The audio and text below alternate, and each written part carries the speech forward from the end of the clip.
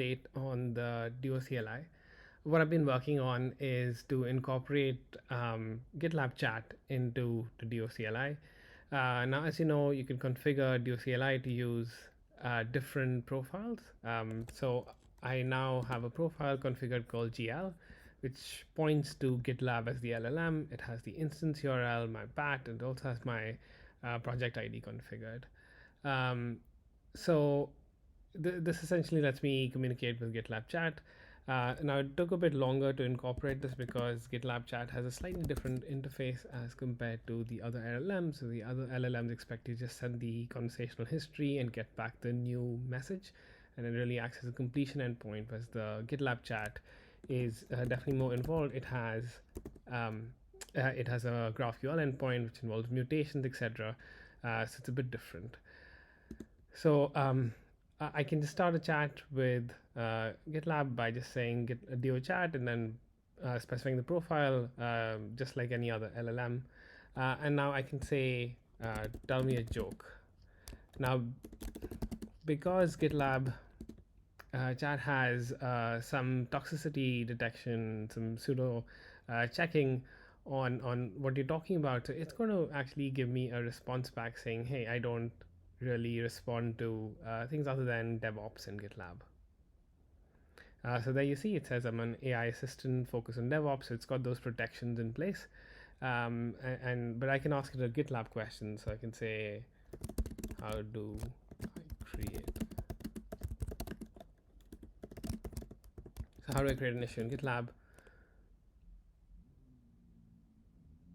And there you see it came up with a relevant answer saying, hey, click on main menu projects, whatever, and create new issue.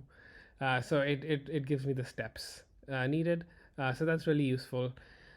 So one of the issues that I've faced so far is the fact that it's not really responding to tools. So the other LLMs, for example, I can say explain main.go. And for the other LLMs, it would actually go ahead and read the contents of main.go because of providing the tools so that it can respond with saying, hey, read this file, then it can actually respond correctly. But what I've noticed with Duo Chat is it does not really do that. So with GitLab Chat, it's not able to do that. So here you say it says, unfortunately, I don't have the contents.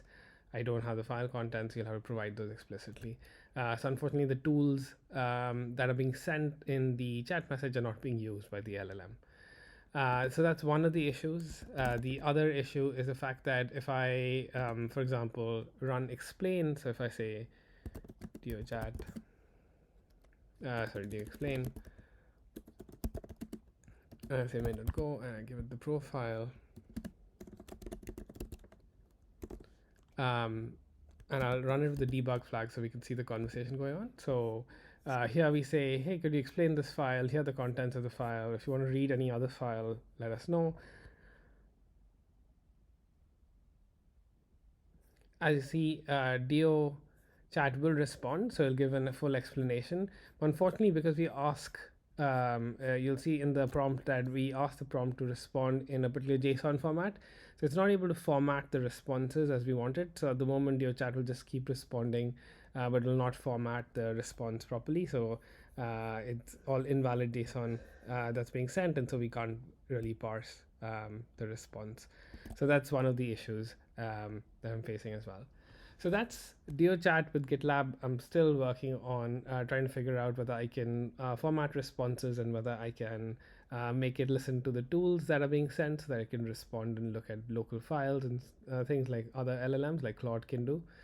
So that's Chat and GitLab Chat.